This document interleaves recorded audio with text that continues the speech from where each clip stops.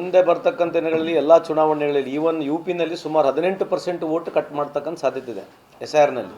ಅಂದರೆ ಸುಮಾರು 3 ಕೋಟಿಯಷ್ಟು ವೋಟು, ಸುಮಾರು 20 ಕೋಟಿಯಷ್ಟು ಜನಸಂಖ್ಯೆ ಇದೆ ಅಲ್ಲಿ. 18% ಸುಮಾರು 3 ಕೋಟಿಯಷ್ಟು SIRನಲ್ಲಿ ಕಮ್ಮಿ ಮಾಡ್ತಕ್ಕಂಥ ಸಾಧ್ಯತೆ ಅಲ್ಲಿದೆ. ಮಹಾರಾಷ್ಟ್ರದಲ್ಲಿ ಹೇಳಿದ್ನಲ್ಲ ನಿಮಗೆ 42 ಲಕ್ಷ ವೋಟು 6 ತಿಂಗಳಲ್ಲಿ ಜಾಸ್ತಿ ಆಗುತ್ತೆ. ಹರಿಯಾಣದಲ್ಲಿ 6 ತಿಂಗಳಲ್ಲಿ 25 ಲಕ್ಷ ವೋಟು ಜಾಸ್ತಿ ಆಗುತ್ತೆ. ಬಿಹಾರ್ನಲ್ಲಿ 65 ಲಕ್ಷ ವೋಟ್ ಕಮ್ಮಿ ಮಾಡಿದ್ರ ಜೊತೆಗೆ ಮತ್ತು 20 ಲಕ್ಷ ಹೊಸ ವೋಟ್ ಆ್ಯಡ್ ಮಾಡ್ತಾರೆ. ಅದರಲ್ಲಿ 0 ನಂಬರ್ನಲ್ಲಿ ಸುಮಾರು 3 ಲಕ್ಷ ವೋಟ್ಗಳಿದ್ದಾವೆ.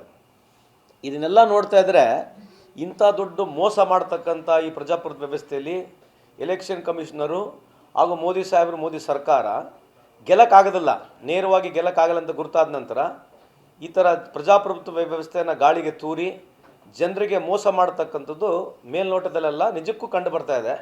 ನಿಮಗೆ ಅಷ್ಟೇ ಭಾಳ ಧೈರ್ಯ ಇದ್ದರೆ, ನೀವು ಅಷ್ಟೇ ಪಾರದರ್ಶಕತೆ ಆಗಬೇಕಾಗಿದ್ದರೆ ದಯಮಾಡಿ ನೀವು ಭಾಳ ಬುದ್ಧಿವಂತರು, ನೀವು ವಿಶ್ವಗುರು, ನಿಮಗಿರೋಷ್ಟು ನಾಲೆಜ್ ಯಾರಿಗಿಲ್ಲ, ನೀವು ಭಾಳ ಪವರ್ಫುಲ್ಲು, ನೀವು ಆಧಾರ್ ಲಿಂಕ್ ಮಾಡಿಬಿಡಿ. ಅಲ್ಲ, ಈ SIR ಹಾಕ್ಬೇಕು ನಿಮಗೆ, ಆಧಾರ್ ಲಿಂಕ್ ರಿಲೇಟೆಡ್ ಮಾಡಿಬಿಟ್ರೆ ಪ್ರಾಬ್ಲಮ್ ಮುಗಿದ್ಬಿಡುತ್ತಲ್ಲ. Why should not you link Aadhaar Aadhaar ID for voter list? Voter ಲಿಸ್ಟ್ನ ಆಧಾರ್ ಲಿಂಕ್ನ ಮಾಡಿಬಿಟ್ಟು ಎಲೆಕ್ಷನ್ ಮಾಡಿಬಿಟ್ರೆ ಯಾರಿಗೇನು ತೊಂದರೆ ಇರೋಂಗಿಲ್ಲಲ್ಲ. ಯಾಕೆ ಮಾಡಬಾರ್ದು? ಯಾಕೆ ಮಾಡ್ತಾ ಇಲ್ಲ? ಒಂದು. ಎರಡನೇ ಪ್ರಶ್ನೆ, ರಾಹುಲ್ ಗಾಂಧಿಯವರು ಪಾರ್ಲಿಮೆಂಟಲ್ಲಿ ಕೇಳಿರ್ತಕ್ಕಂಥದ್ದು ಎಷ್ಟು ಕರೆಕ್ಟ್ ಆಗಿದೆ ಕೇಳಿ. ನೀವು ಯಾವುದೇ ಒಬ್ಬ ಎಲೆಕ್ಷನ್ ಕಮಿಷನರ್ ನೇಮಕ ಆಗಬೇಕಂತಂದರೆ CGI ಇರ್ತಾರೆ. ಅದರಲ್ಲಿ CGIನ ನೀವು ತೆಗೆದ್ರಿ. ಯಾವ ಕಾರಣಕ್ಕಾಗಿ ತೆಗೆದ್ರಿ? CGIನಲ್ಲಿ 70 ವರ್ಷ ಯಾವ ಪ್ರಧಾನಮಂತ್ರಿ ಮಾಡಿಲ್ಲ, ಇವರೇ ಮೊದಲನೇ ಪ್ರಧಾನಮಂತ್ರಿ ಬಂದು CGIನ ತೆಗೆದರು. ಆಯಿತು. ಎಲೆಕ್ಷನ್ ಕಮಿಷನರ್ ಸುಪ್ರೀಂ ಕೋರ್ಟ್ ಏನು ಹೇಳ್ತಾ ಇದ್ದಾರೆ? ನಾವು ಯಾವುದೇ ಡಾಟಾ ಇಟ್ಕೊಳ್ಳೋದಿಲ್ಲ ಅಂತ. 45 ದಿನ ಆದಮೇಲೆ ಯಾವ್ದು ಡಾಟಾ ಇಟ್ಕೊಳ್ಳೋಂಗಿಲ್ಲ. ಯಾರು ಹೇಳಿದ್ರು ನಿಮಗೆ ಆ ಡಾಟಾ, ಯಾವುದು ವಿಡಿಯೋ ರೆಕಾರ್ಡಿಂಗ್ ಡಾಟಾ ತೆಗಿಲಿಕ್ಕೆ? ಯಾವ ಕಾರಣಕ್ಕಾಗಿ ತೆಗಿತಿದ್ದಿರ್ತಾವ ವಿಡಿಯೋ ರೆಕಾರ್ಡಿಂಗ್ ಡಾಟಾನ?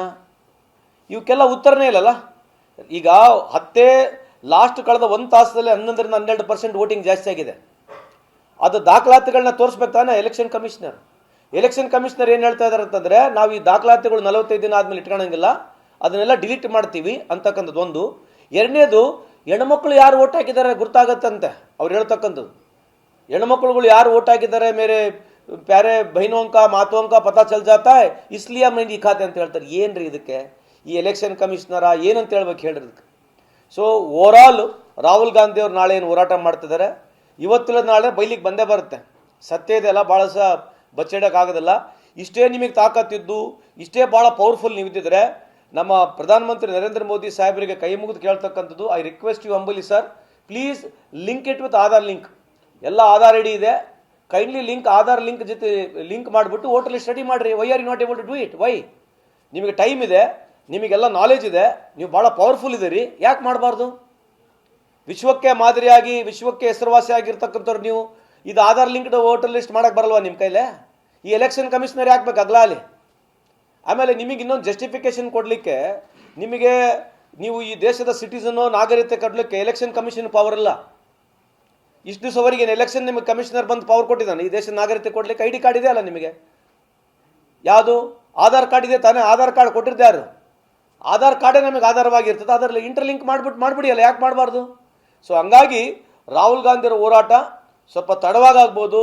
ಇವತ್ತಿನ ಜನಕ್ಕೆ, ಸಾರ್ವಜನಿಕ ಜೀವನದಲ್ಲಿ ಅವ್ರು ಏನು ಹೋರಾಟ ಮಾಡ್ತಿದ್ದಾರೆ, ಇದು ಪ್ರತಿಯೊಬ್ಬರ ಹಕ್ಕಿಗಾಗಿ. ಒಂದು ವೋಟಿನಿಂದ ಸರ್ಕಾರ ಬೀಳ್ತಂಗೆ ಲಕ್ಷಾಂತರ ವೋಟನ್ನ ಕಳುವು ಮಾಡಿ, ಕೋಟ್ಯಾಂತರ ವೋಟನ್ನ ಕಳುವು ಮಾಡಿ ಈ BJP ಇದೇನು ಮಾನಗೆಟ್ಟ ಇರ್ತಕ್ಕಂಥ ಒಂದು ಹಾದಿ ಹಿಡಿದು ಗೆಲ್ಲಿಕ್ಕೆ ಒಂದು ಪ್ರಯತ್ನ ಮಾಡ್ತಿದ್ದಲ್ಲ, ಇದಕ್ಕೆ ಕಡಿವಾಣ ಹಾಕ್ಲಿಕ್ಕೆ ರಾಹುಲ್ ಗಾಂಧಿ ಅವರು ಪ್ರಯತ್ನ ಮಾಡ್ತಾರೆ. ಅದಕ್ಕೆ ಇಡೀ ದೇಶಾದ್ಯಂತ ನಮ್ಮ ಕಾಂಗ್ರೆಸ್ ಪಕ್ಷದ ಕಾರ್ಯಕರ್ತರು, ಮುಖಂಡರುಗಳು, ಸಾರ್ವಜನಿಕರು, ಆಮೇಲೆ ಎಲ್ಲ ಪಕ್ಷದ ಜನರು, ಬೇರೆ ಪಕ್ಷದ ಇತರ ಮುಖಂಡರು ಕೂಡ ನಮ್ಮನ್ನು ಇದಕ್ಕೆ ಈ ಒಂದು ಹೋರಾಟಕ್ಕೆ ಸ್ವಾಗತ ಮಾಡ್ತಾ ಇದ್ದಾರೆ.